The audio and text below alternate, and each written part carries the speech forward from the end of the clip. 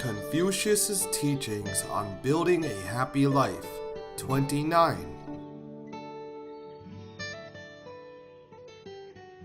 Guidelines for Being a Good Person. A foundation for Mahayana Buddhism practice.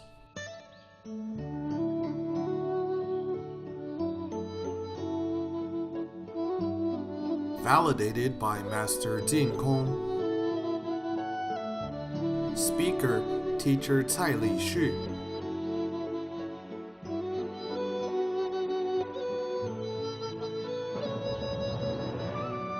Elaborating 弟子规 in detail, 29. Good afternoon, my friends. We mentioned moral responsibility and righteous credibility between friends this morning. We also said that friends should mutually exhort, care for, and praise each other. Actually, when we praise people, we have already shared in their success ourselves.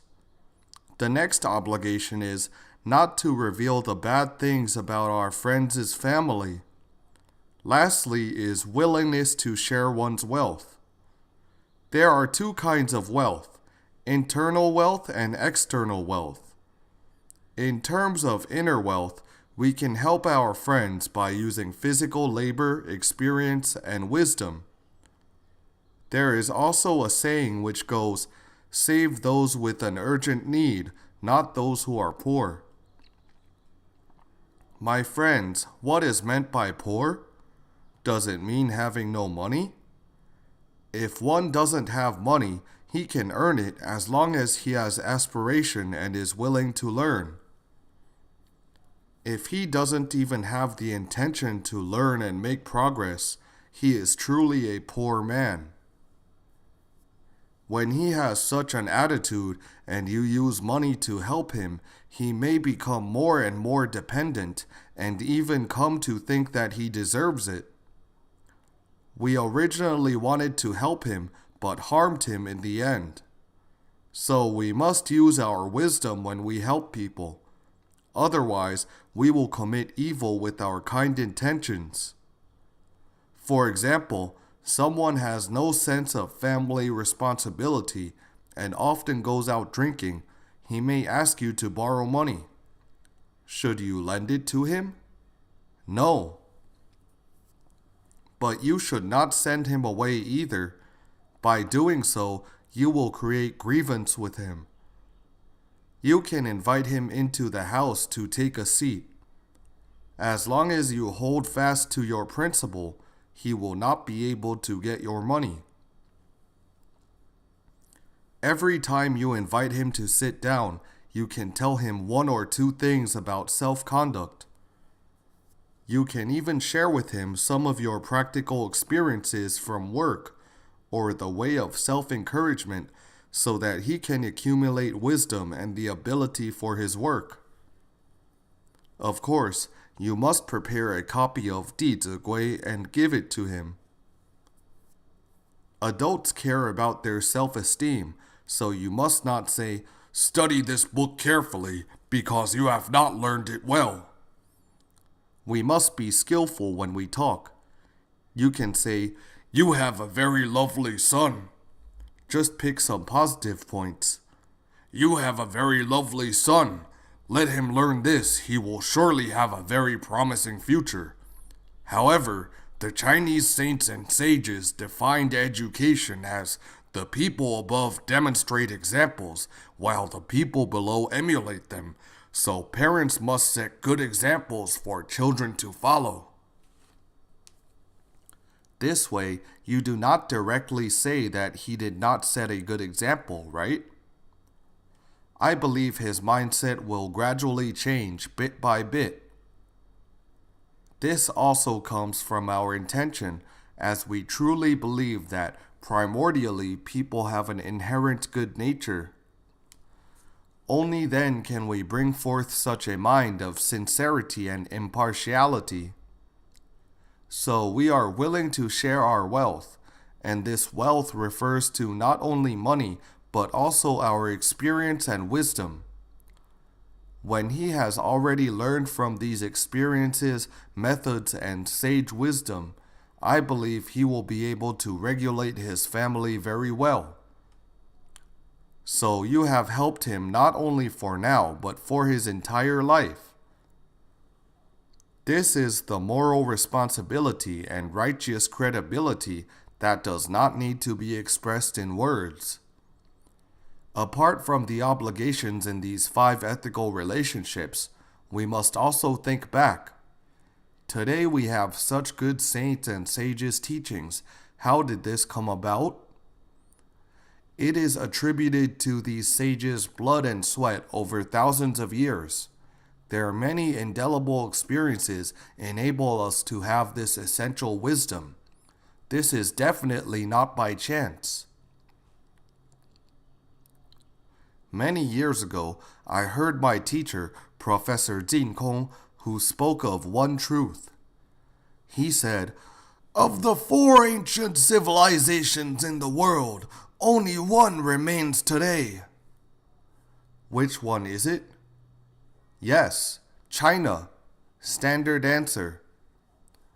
Was it because the ancestors of these 4 ancient civilizations were asked by gods, "Come, draw lots to see which civilizations won't perish"? When the Chinese ancestors drew, they said, "Nice, we won't perish." Is this what happened? There is a cause behind every effect. Why did the other ancient civilizations fall but China survived? It is definitely not accidental. My teacher's narrative of this point made me entirely focus my attention because I had never thought of this problem before. My teacher continued, "The ancestors knew so much about life. For instance, they said, since time immemorial, it is rare for people to live to 70 years old. Therefore, many people in their 40s and 50s, when looking back at their lives over the past few decades, would suddenly lament, 'If I could live my life over again, I certainly wouldn't commit so many improprieties.' If we always have such regrets in life, our lives will not be perfect." The Chinese ancestors realized that we all have to fumble through life over from the beginning if wisdom was not inherited and passed on. Owing to their boundless and unconditional love for their descendants and even all mankind, they hope to pass down their wisdom unceasingly for thousands of years. So they invented a tool for passing on wisdom called 文言文. A person who can accomplish great tasks definitely begins with his aspirations. With this compassion and love, he will have a good method. Our ancestors observed that wisdom cannot be passed down if language is not separated from the written words. Let's think about it. Did Rome leave behind any writing? Yes, there are still many literary works left in Rome, but who can read them now? Historians may not necessarily understand them. It may have to depend on archaeologists. Are there any writings left in Mesopotamia? Yes, few people can understand them now. The writing cannot even be understood, let alone their inner meaning. I once talked to a friend who said, "I went back to my hometown after being away for more than 20 years. When chatting with my relatives and friends, I found that many words had been changed. Either they did not understand me, or I did not understand them." Observing from history, there will be a small change in language in 20 years and a big change in 200 years. If the script of literary works is exactly the same as speech, is it possible for us to understand something written 2,000 years ago? we will never understand it. Having understood this point, instead of writing with the language of the time, what did the ancient Chinese use? 文言文. For thousands of years, all written works containing wisdom have been written in 文言文. When we can understand 文言文, we can directly become the students of Confucius and Mencius of over 2,000 years ago. Thus, with 文言文, we can transcend time and space to comprehend the saints and sages' wisdom. 文言文 is therefore the greatest kindness given by our ancestors to future generations. When I heard this, I felt very ashamed because my language skill has always been poor. When I attended the 文言文 class in senior high school, I often ended up dozing off. After listening to these words, I suddenly felt that our ancestors had spent their life to help us achieve success. But where have we thrown this tool? In the trash can. So I burst into tears on the spot. That is, the tears of shame. Usually, we are so grateful when a friend serves us a cup of tea.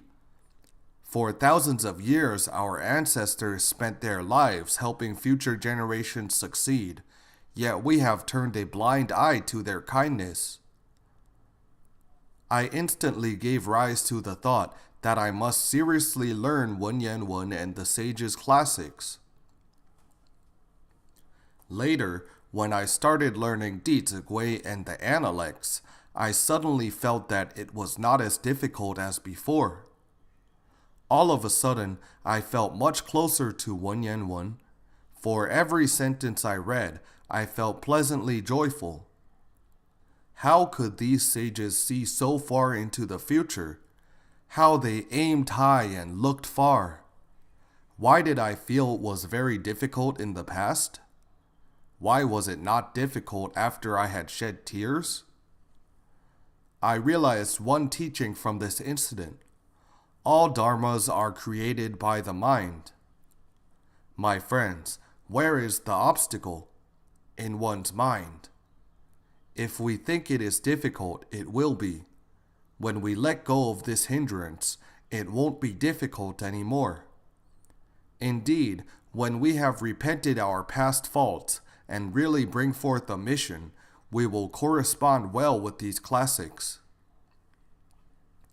My friends, since I can learn 文言文 well, you will definitely learn better. The method of learning 文言文 is very simple. Teacher Li Bingnan once said that as long as you can memorize 50 ancient texts, you can read 文言文. When you can learn 100 ancient texts by heart, you can write 文言文. Is learning 50 texts difficult? No. How many sections are there in 弟子规? Not that many. We can count it as 6 after deducting the shorter chapter on becoming close to benevolent people. When you learn the classic of filial piety, there are 18 sections altogether. In fact, it is not difficult to memorize 50 ancient texts, neither is 100. The most important thing is perseverance. As stated in 弟子规 regarding studying, set a loose schedule but apply tight efforts. When our efforts reach a certain level, obstacles will dissolve. We can memorize 300 words in a week, which is not much. There are 1,080 words in 弟子规. When we learn 300 words in a week, how many words can we memorize in a year? More than 10,000 words. Then our foundation would be very strong. Indeed, success lies in perseverance. So long as you can continue for 1 to 2 months, I guarantee that the more you learn, the happier you will be. Since 文言文imparts very profound and broad meanings, you will have a different epiphany every time you recite it. As we practice and uncover our wisdom, we can comprehend the meanings more profoundly and extensively. Today, since we are the descendants of Emperors Yan and Huang, we have the righteous credibility and moral responsibility to inherit and pass down these wisdoms to future generations. Before passing them on, we must inherit them, the so-called carry on the past sages' wisdom, and open up a way for the future generations. Without inheriting, there will be nothing to pass down, and we might even hand down something incorrect. Now that we have this sense of mission, we should start with ourselves. Many friends say, "Teacher Cai, only people like you can do it." In fact, these are all discriminating thoughts. As the Great Learning teaches us, from ancient times we have learned that one who wishes to illustrate the innate virtues to the world must first govern his own country well. To govern a country well, one must first harmonize his family. To harmonize his family, one must first cultivate himself. To cultivate himself, one must first rectify his heart. To rectify his heart, one must first have a sincere mind. To have a sincere mind, one must first pursue genuine wisdom. To pursue genuine wisdom, one must first eliminate his material desires. This classic has already taught us the method for self-cultivation, harmonizing a family, governing a country, and bringing peace to the world. Does it specify that only people of certain professions can do it? No. It can be done by every profession and every age group. One must first start with subduing his desires in order to acquire wisdom. Elimination of material desires and bad habits can be done immediately. When we can minimize our cravings, our mental capacity will become clear. Naturally, we will be able to rectify our heart, become sincere in our mind, and further start to correct our speech and behavior. When we have rectified ourselves, our family and workplace will also change accordingly. In this way, you are being an exemplary student of Confucius and a good model of our Chinese sages' education. Therefore, every one of us can perform our duties as the descendants of Yan and Huang in this great era. From the 5 ethical relationships, we can find our role and position in life. When we have gained a strong foothold, every step taken will naturally be steadfast. Then, we can gradually make our life fulfilling and meaningful. Let's take a look at the text and recite it together. When I speak, credibility is foremost. Deceitful words and lies must not be tolerated. It is better to speak less than talk too much. Speak only the truth. Do not be fawning or glib. Cunning words and foul language, such vulgar manners must be prohibited. When I speak, credibility is foremost. We must honor our promises. Whatever we have said must be kept in mind all the time. We must practice and fulfill it. In the spring and autumn period, there was a man called Zizha from the state of Wu. Once, the emperor sent him on a mission to the state of Lu. On the journey, he passed by the state of Shu. There were many states during the spring and autumn period, the so-called 800 feudal lords. He also passed by some states on the journey before arriving at the state of Shu. The state's monarch invited him to dinner and entertained him. When he sat down for the meal, the monarch did not even look at his face, but kept staring at the sword on his back. Since that sword looked very majestic, the monarch could not conceal his love for it. Zija had noticed that the monarch liked his sword very much, but what did a sword represent in the past? A person's identity. Since this sword was a necessary etiquette when he visited other countries, he could not give it to the monarch now. He had to wait until he had fulfilled his mission before giving it to the monarch. Zija had given rise to this thought. Later, he successfully accomplished his mission in the state of Lu. Passing through Shi again on the way back, he went to pay the monarch a visit in order to give him his sword. Unfortunately, the monarch had passed away during that time. When Zija learned about it, he headed towards his grave to pay respect.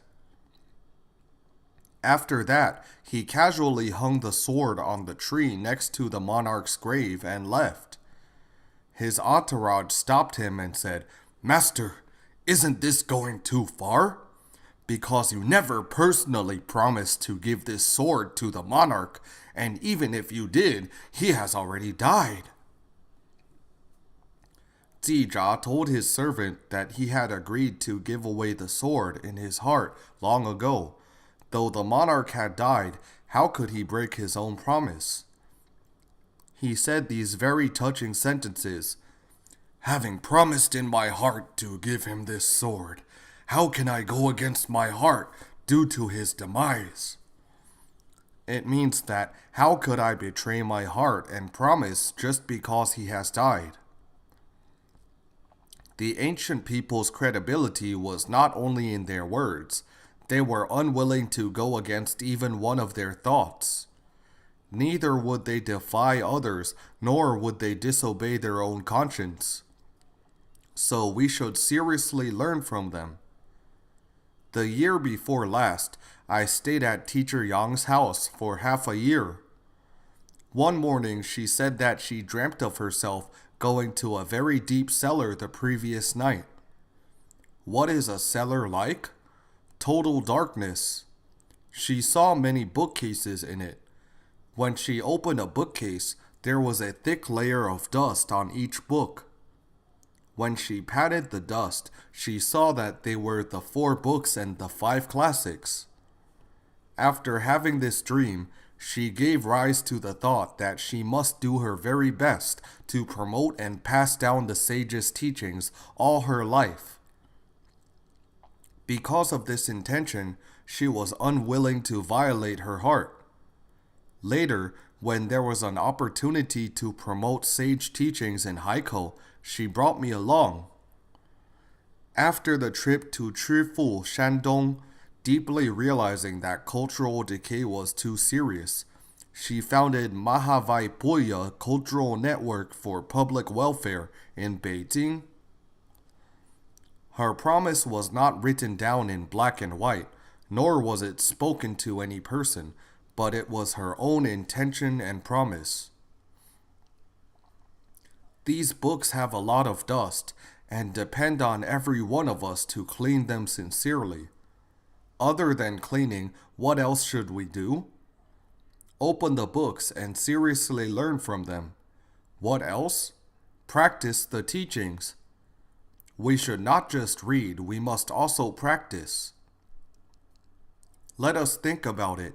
When Wenyan was first abandoned, was it because no one read it? Was it? No, it was not. Instead, people who were studying a lot of Wenyan started to abandon it. So reading more books is not necessarily useful. That is why it is stated in Dizi Gui, "If I do not actively practice virtues but only study, all I attain is superficial vanity. What kind of person will I become?"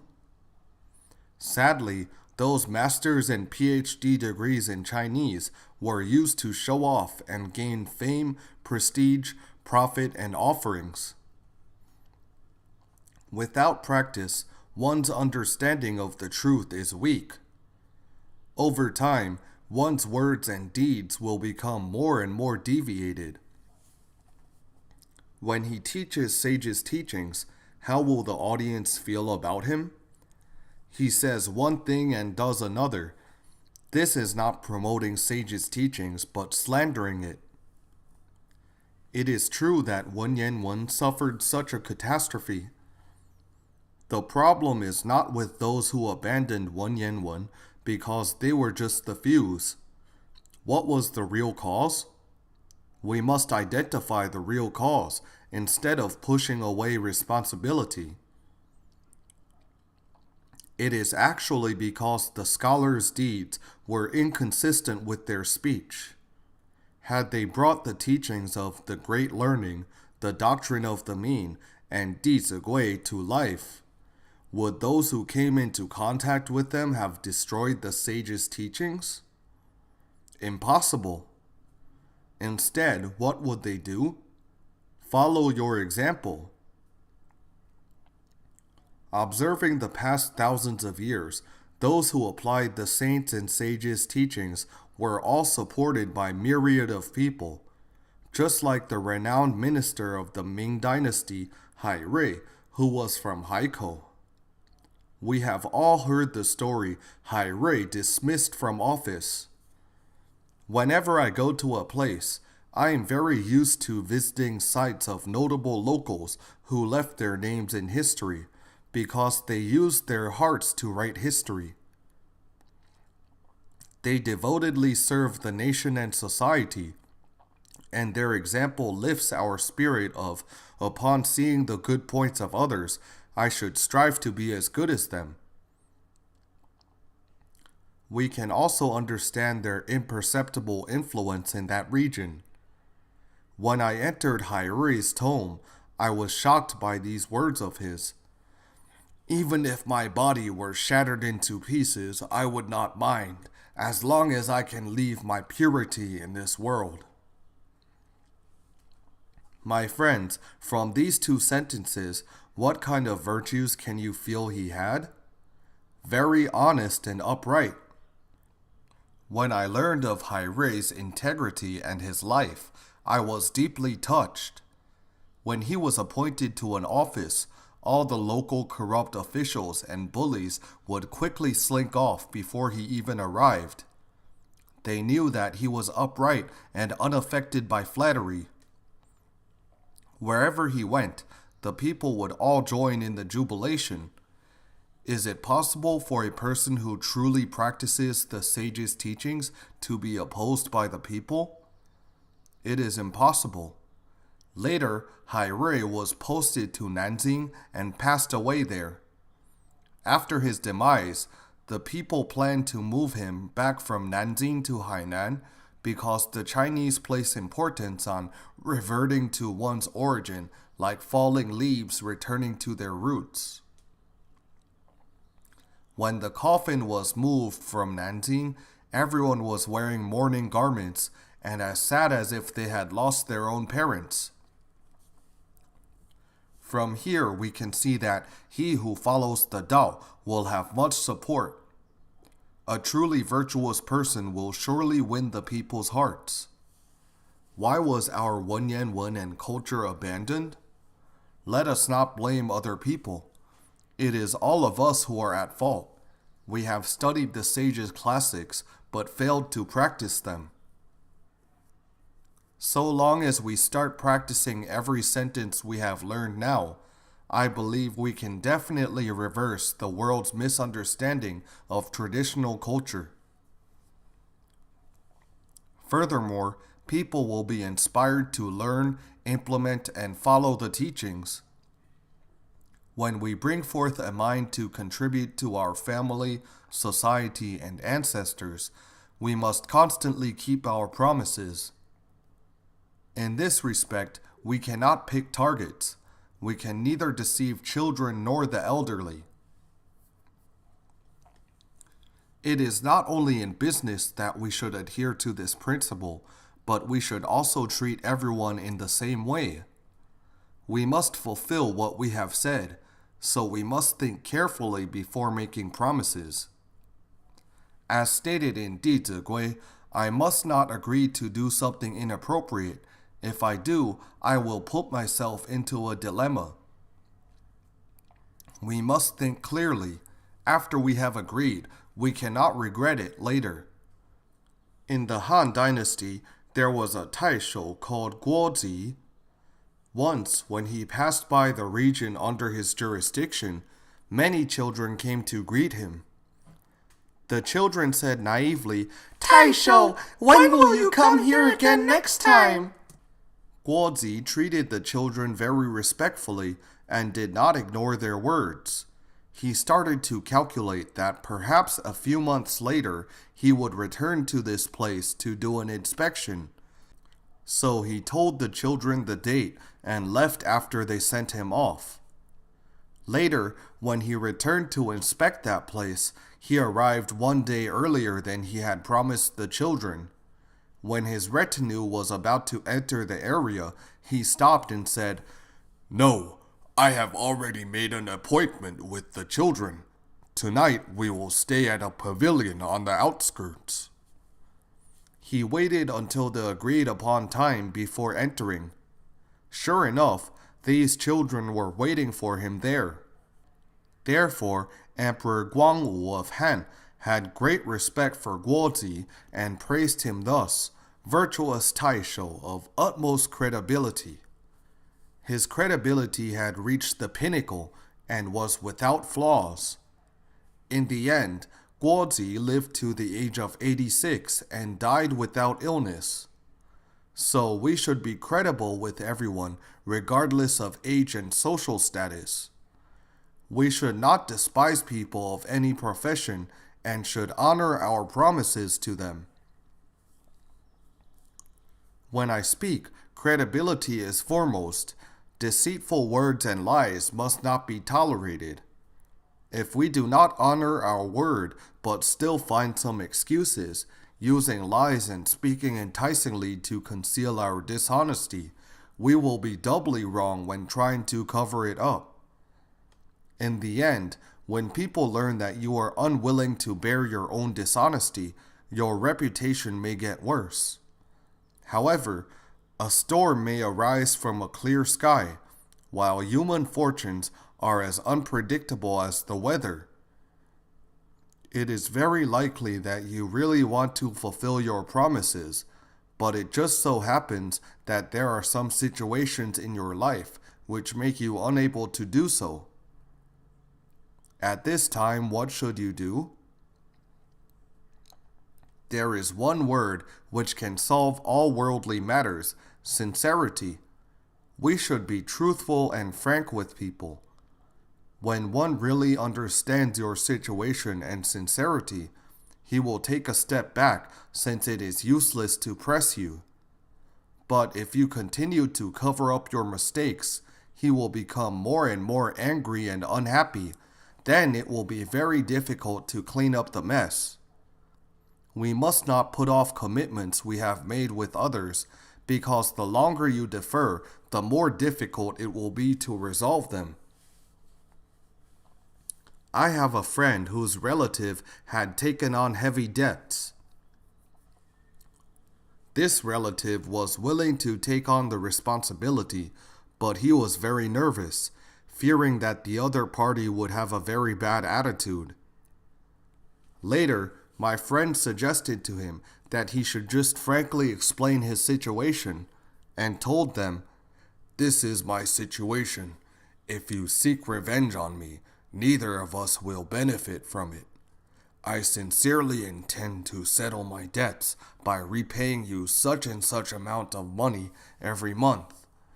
Be frank and open with them. Later, everything went smoothly. Therefore, we should not make things too complicated when we think about how to deal with people and matters.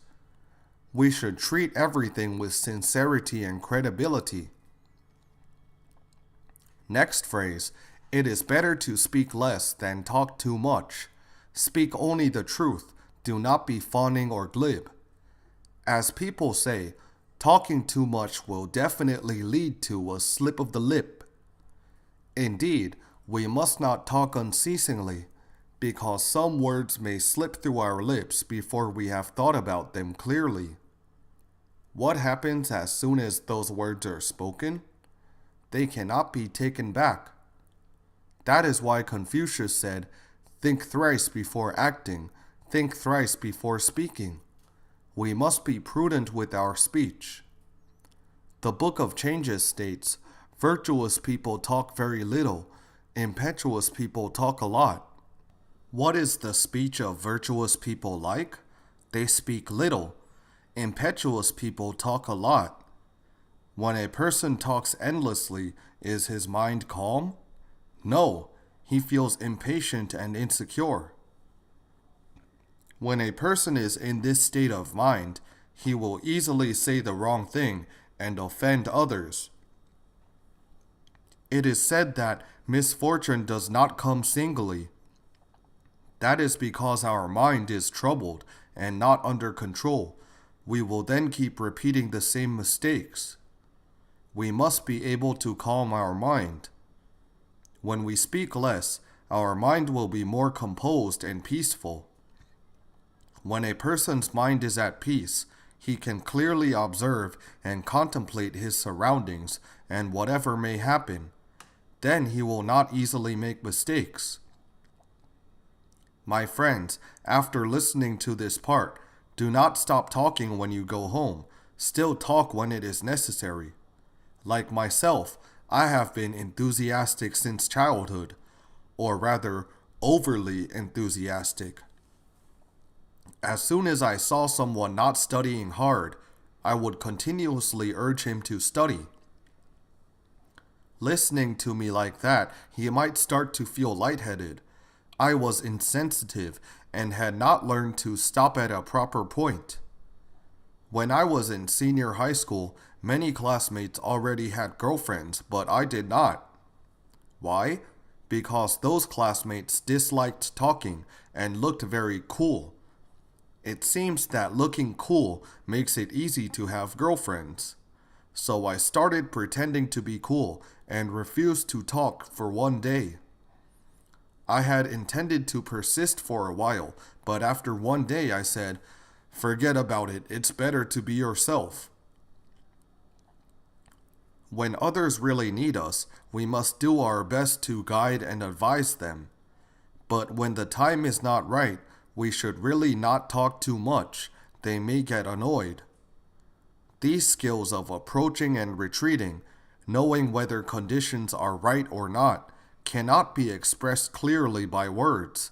It requires you all to accumulate experiences. We can use one of Mencius's methods, observing the pupils of one's eyes. For example, you can tell him, "Di Zi Gui is very important." Then you can cite a few verses such as, "I will always place my hat and clothes away in proper places," and tell him that this is directly related to his children's ability to do work. His eyes light up as soon as you say this. Then should you say, "All right, 5 minutes is enough for today. I'm going home. Is this okay?" This is not in accord with conditions. When conditions are right, we should act accordingly. On the contrary, when you talk to another person for 5 minutes and his eyes go blank, should you continue talking for another 2 hours? Should you? That will be overdoing it. So we must always observe the state of conditions, which is dynamic and not static. If we learn the scriptures without considering the conditions, we have learned rigidly. It is better to speak less than talk too much. Speaking less is better than speaking more. Once we speak, our words must be kind and beneficial to others, for speaking beneficial and soft words can make people feel very comfortable. We must also speak words of honesty and wisdom to help others succeed. I once received a friend's call. She was crying when I answered. She told me about her husband's many faults and listed out his 10 major offenses one by one.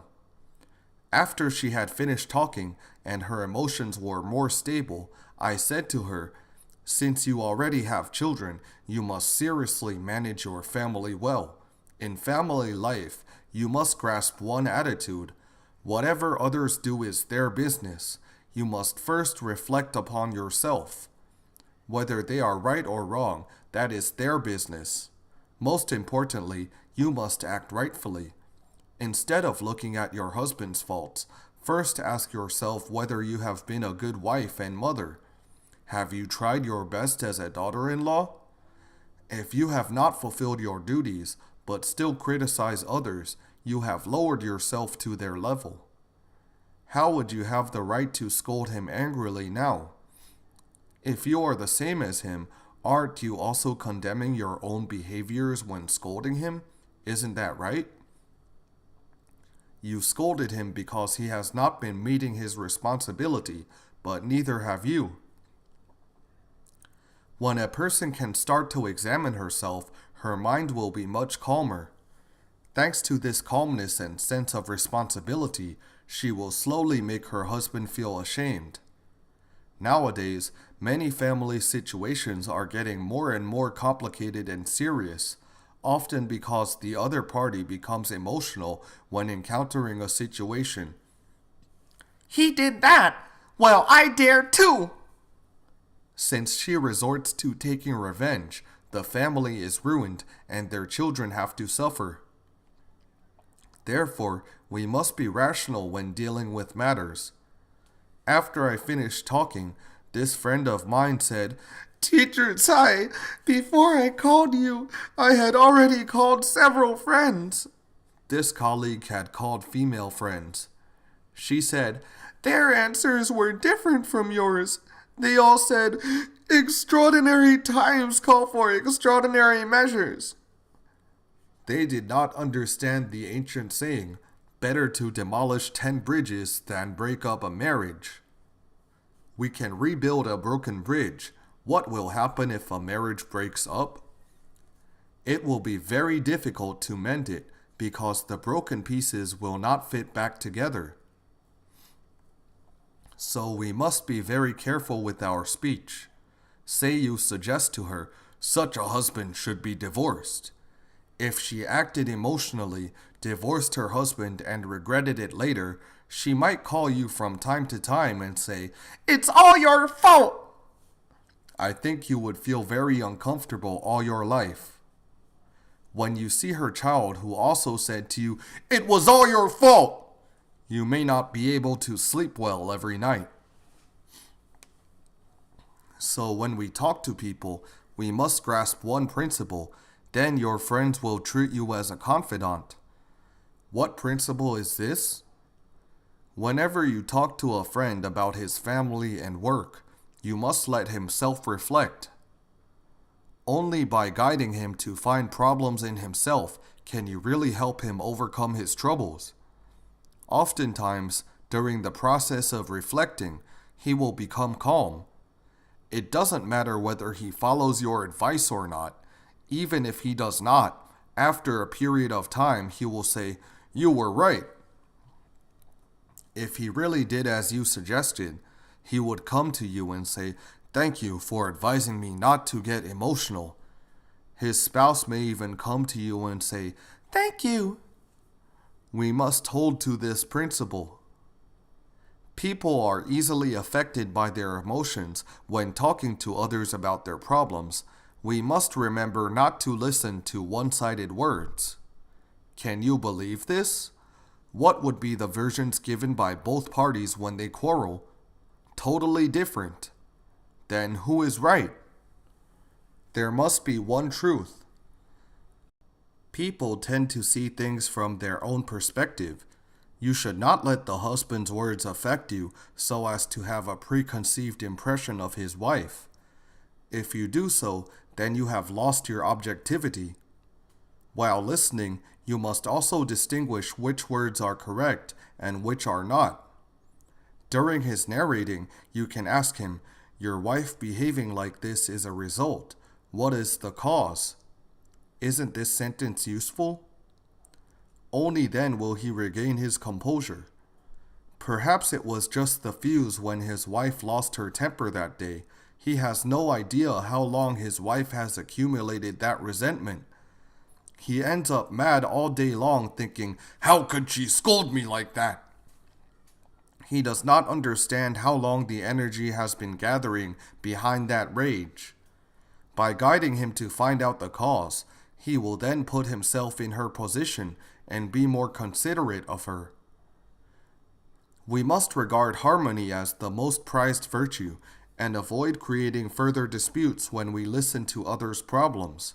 So it is better to speak less than talk too much. Speak only the truth. Do not be fawning or glib. We should just tell the truth and never give excuses or conceal our faults. Let's say we promised our parents to buy something, but we forgot. As soon as we get home, Mom says, "Where is the soy sauce?" We must immediately say, "Sorry, I forgot. It's my mistake." Is it easy to say it's my mistake? Yes. If you have not said it for a long time, it will become difficult to say. So if we are at fault for not fulfilling our promise, we must apologize right away. Then the other party will find it more acceptable. At this time, if you say, "I've been very busy lately with this and that," and give a lot of explanations, the more you explain, the more the other party will feel uncomfortable. So it is better to speak less than talk too much. Speak only the truth. Do not be fawning or glib. Cunning words and foul language, such vulgar manners must be prohibited. Speech is the most frequent interaction between people.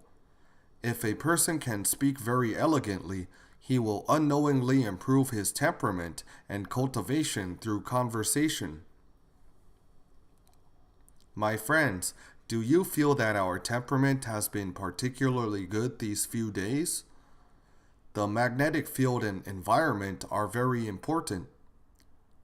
We have to be very clear about how to manage the atmosphere of speech in our family. As elders, parents, and even leaders of an enterprise, we must talk neither too fast nor too slow, and we should speak words that are encouraging, praising, beneficial, and full of wisdom. When we do so, I believe our family, team, and company will definitely see the people below emulating the people above. So we do not need to worry too much, often worrying that there are so many corrupting influences outside. Actually, when you first guard the base well, the situation will not be too bad. In the future, by frequently playing the Di Zi Gui lessons and the ancient sages' teachings at home, your family will be influenced imperceptibly. We will stop here today. Thank you. For MP3 and full transcripts, please visit mahayanapureland.org. No copyright. Welcome to Circulate. Infinite merits to propagate.